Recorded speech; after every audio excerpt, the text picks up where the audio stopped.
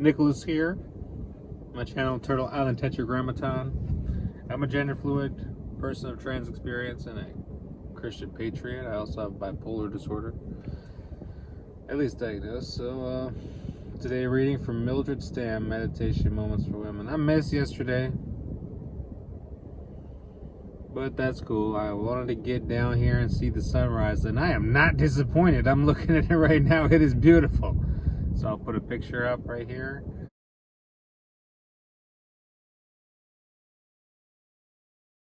And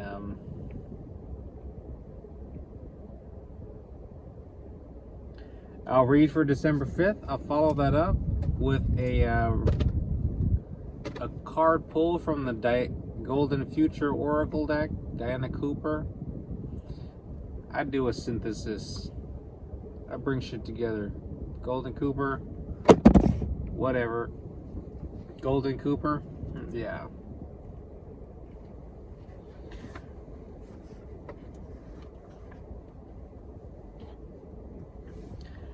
Well, I read these without commentary, whether you take them as personal inspiration or as a historical artifact.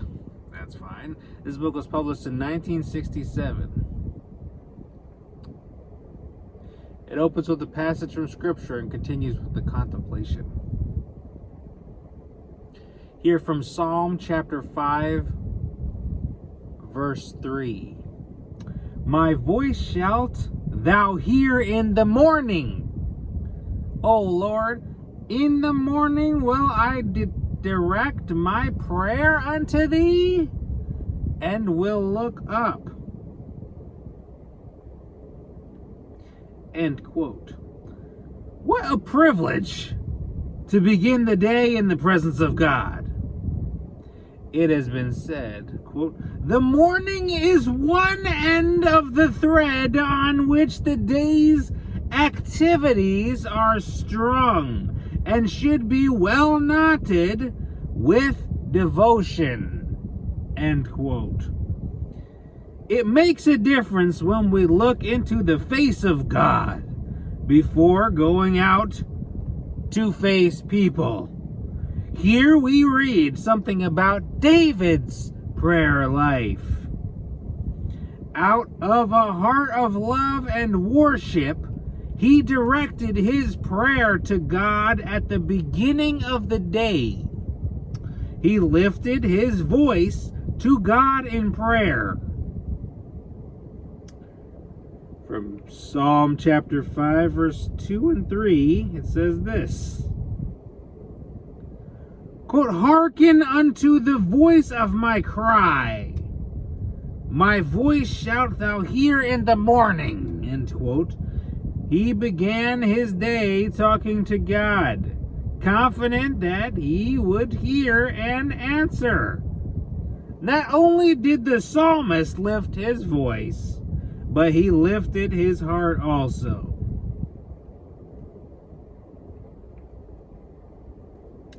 Quote, in the morning will I direct my prayer unto thee. End quote. In the original Hebrew, the expression, quote, direct my prayer, end quote, implies coming to God with a prepared heart, a heart quieted from the hustle and bustle of the day, ready to listen to Him. Quote, in the morning I prepare. This is from Amplified. In the morning I prepare a prayer, a sacrifice for you, and watch and wait for you to speak to my heart. End quote. Lift your heart with your voice to God. David's eyes followed the direction of his voice and heart. Quote, and will look up, end quote. We may lift our voices to God, but keep our eyes focused on our problems, our needs, our weaknesses, our disappointments. From Matthew chapter 17, verse 8.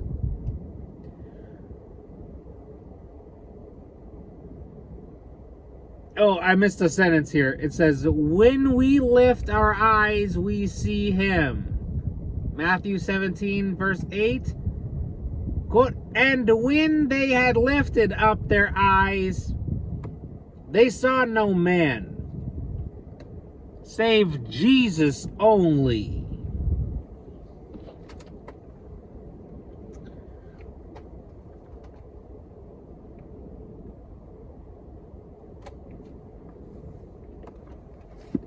Trippy, bro. Trippy.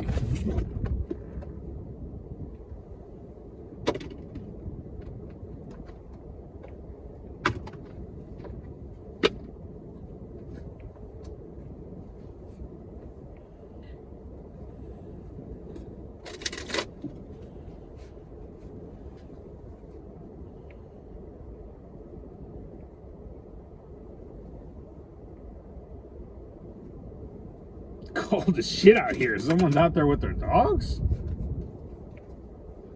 I don't want to go out on the beach right now. Fuck no.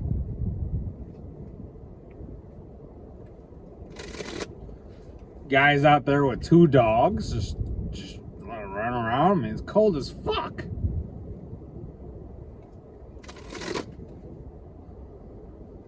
Oh, I didn't mean to do that.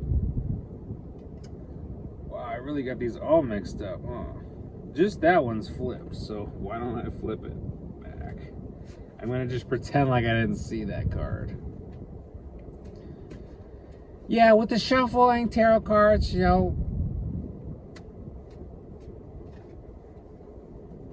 I could say a lot about it when it comes to shuffling these cards. I will admit,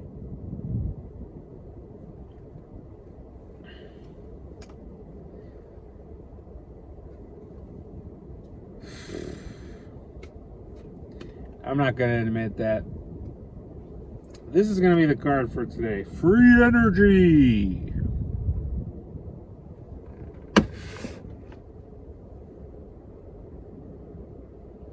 Love to see that one. Love to see that one.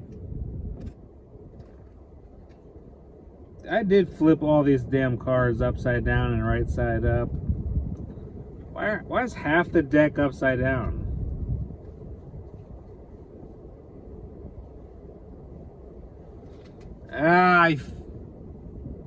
Free energy. Let's see what that's about.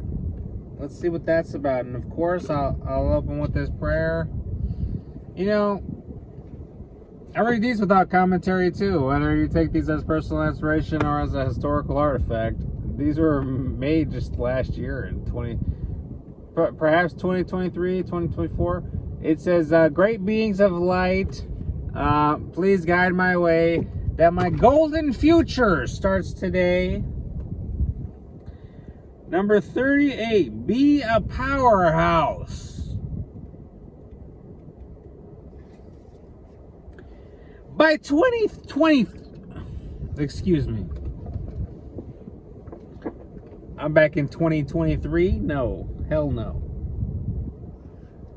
By 2032, lightning. It says lighting. Lighting? Is that really the way that we need to start off this shit? Lighting? Come on now.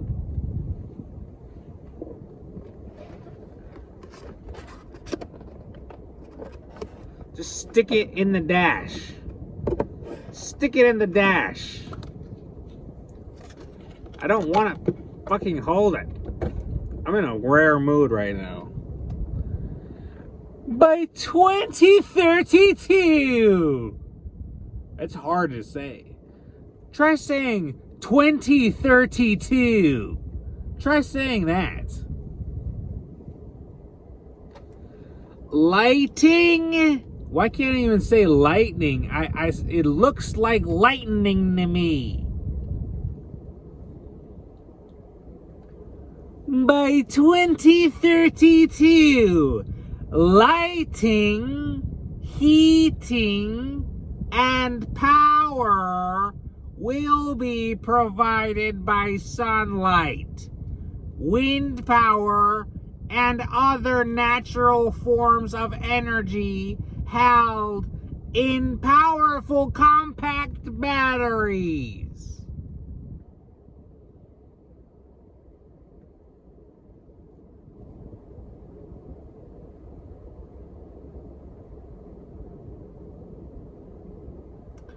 A few years after that, when the planet is at peace and there is worldwide international cooperation, Earth will earn the right to access new and totally free forms of ecological power.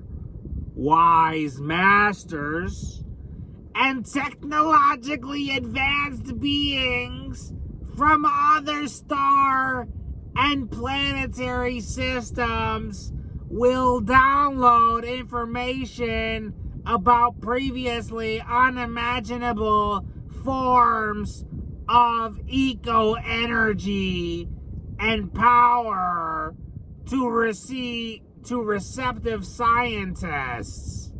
They will download information.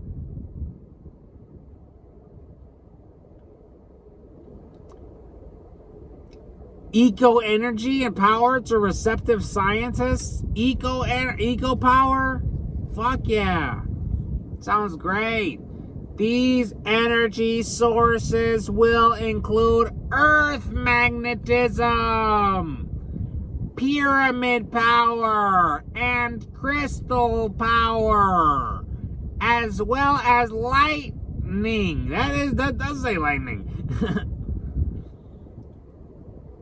Pyramid power and crystal power, as well as lightning, water, and elements and plant energy.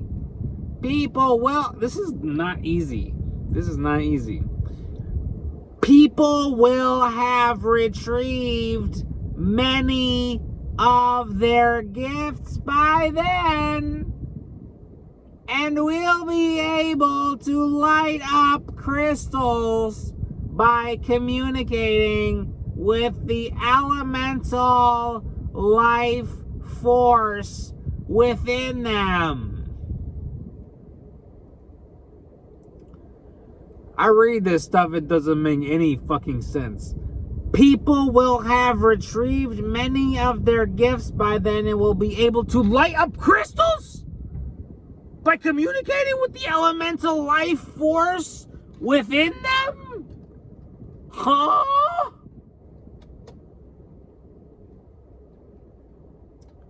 Closing message. In the golden future, freely available eco-energy will power our needs in ways that are unconceivable to us now. Wow, that sounds amazing. Let's get it, guys. Let's get it. Fucking ballin'.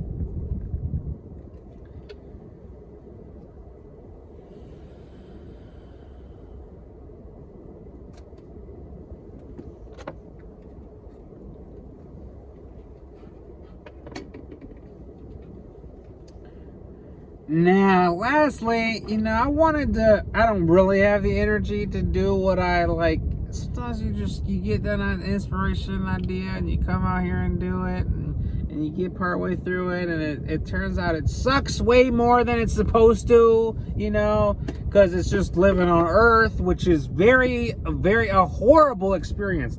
I don't know if anyone I know has a pleasant life Earth experience, because I don't even know what drugs you're on if you are having a good time.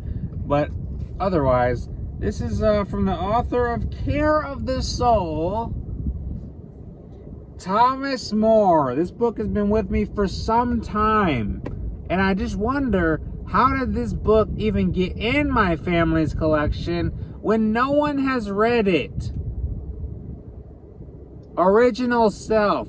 This book came into my family's possession, and it's sitting on our shelves, and no one has ever read it. And I'm like, oh, I guess it's for me. You know, if this book shows up on my shelf and it's for fucking no one, it's probably mine. So yeah, I can never really get deep in this book. Thomas More, yeah, I'm not sure about the style of the book, but you know, I at least want to touch on something and see if there's something to glean from here. And I guess I just don't know. I'm pretty deep in the pages here, but I don't know.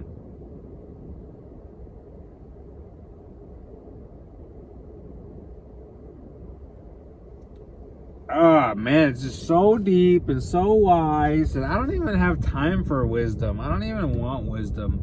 So I'm going to read the last sentence of this chapter.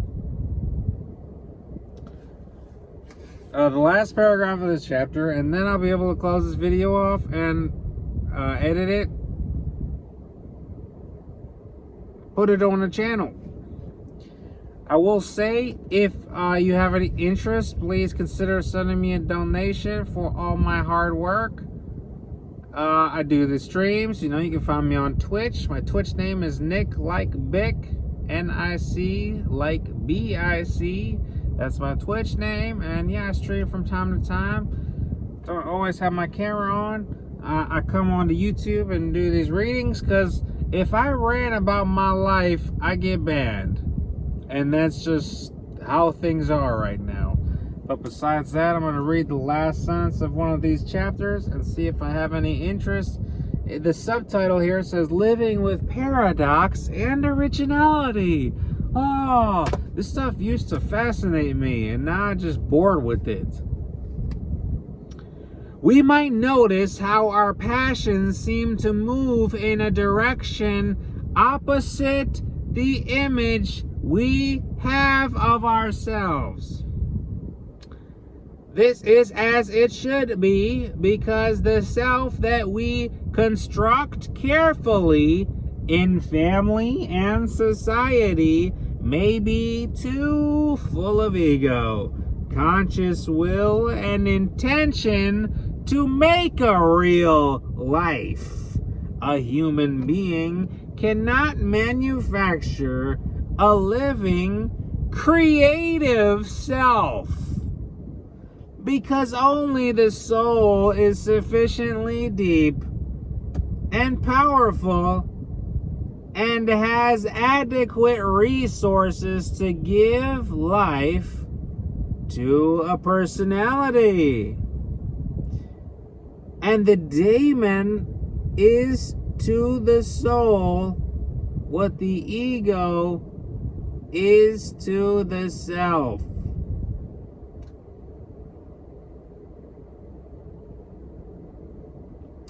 Now, what is the daemon? These are short chapters. I might mess around and read the whole chapter, because this seems to be about daemons. Why don't I just keep reading? I think I got more space. Here's the quote. It says, "The daemonic was manifested only in contradiction," says Goethe. Subtitle here: "Between the two pressures of passion and identity, we create a life." The Greeks used a word daemon as a general description of a nameless god or goddess, a spirit that could be powerful but that didn't have an elaborate story or clear identity.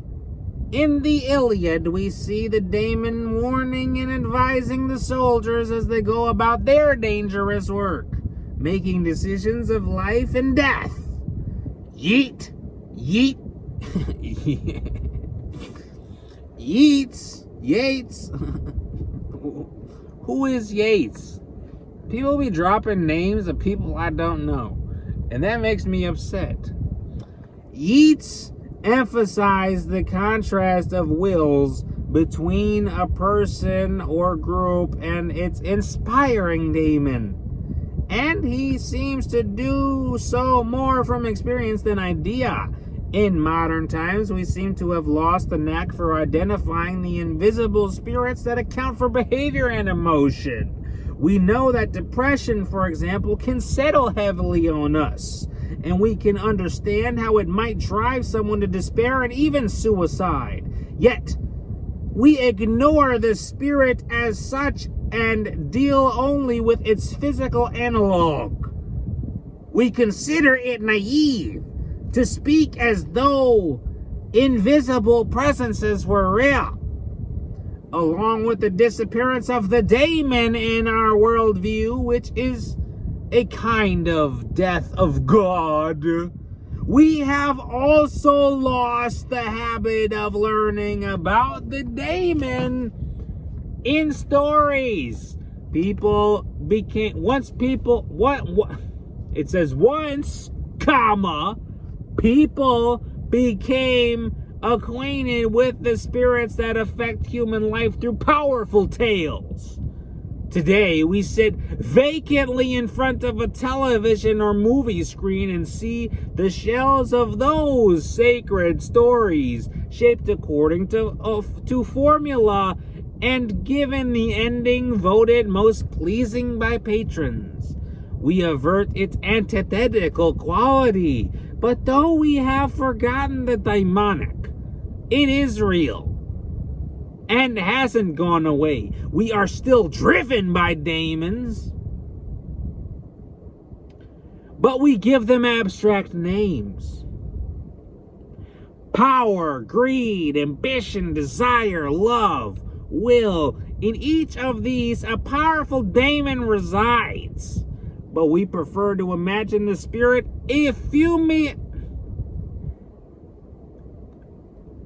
euphemistically and apotropically. What is that? What the fuck is that? As psychological. There's a reason I don't read this. As an abstraction and a problem, it can be dealt with intellectually, but the mind is not up to such a presence, which pummels and seduces us in the areas of emotion and meaning. A demon is not a problem. It is the source of our creativity and identity. In the demonic, it is not easy to distinguish the good and the bad. This sounds like the lower astral, which, yeah. Not easy to distinguish good and bad, which is a terrible thing. That is a net bad if you can't distinguish good from bad. That is a net bad. If in our fear and confusion we fail to engage it, it becomes difficult to handle, and then the negative qualities appear to dominate. But when we take on this demonic force courageously, it does call for stout-heartedness. Stout-heartedness? What? Whoever has used that word ever once in life. It does call for stout-heartedness. Then we may discover how creative and constructive it can be. In a second, it can spark into life a job or a romance that we have been... This is fucking insulting to me. A job or a romance that we have been laboring for months or years to achieve. When we have no ongoing relationship to the daemon, it metamorphoses. What word is that? Metamorphoses? How do you say that? Metamorphosizes? It should be silent. When we have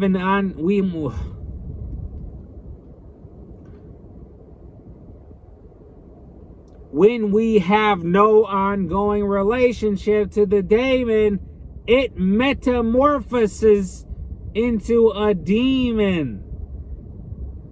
Because we are so attached to our limited conscious view of the nature of things, we may wrongly confuse the demonic generally with the demonic.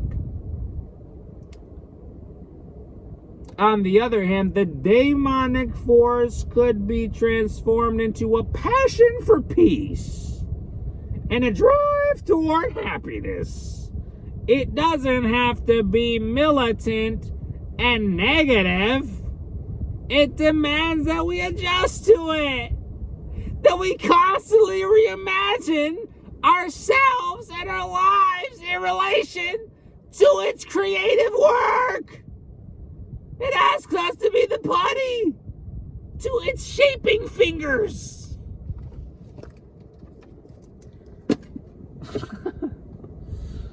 Well, that was the original Self by Thomas More. So I'm going to get on with my day now that this long video is nearly finished. Thanks for joining me on Turtle Island Tetragrammaton. Again, if you want to find it on my gaming channel on Twitch, again, Nick like Bic, N-I-C like B-I-C. And obviously, I have my PayPal in the description below. You can also find my Bandcamp. If you're interested, you don't have to buy my music, you know. I got it cheap, you know, $2, you know. But yeah, any little bit helps, because, you know, I'm struggling my ass, for sure. So, when it comes to my music, you know, I just put out from my heart. I just was driven to do it, you know. So a lot of times I question my own motivations for making hip-hop music.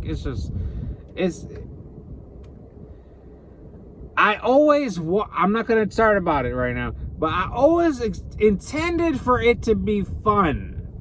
And there were many, many, many times, way too many times in my hip-hop career where I'm like, well, you know, I started this out because it was supposed to be fucking fun. And it's like, oh wow, I'm doing this thing and I gotta, you know, do this thing and drive, you know, 2.5 hours up to talk to some person about this thing and then do this show. And it turned out that, you know, at some point it's not that fun.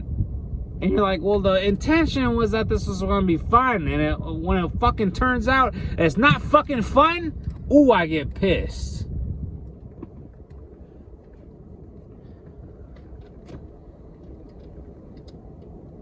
God, these people make me mad. Ooh, I got a gripe.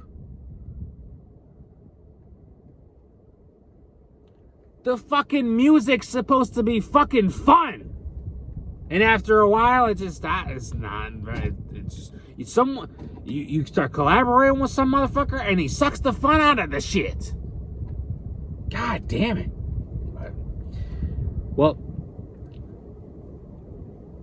I obviously need to take a damn nap. I had 3 coffees last night, which is why I didn't sleep a wink.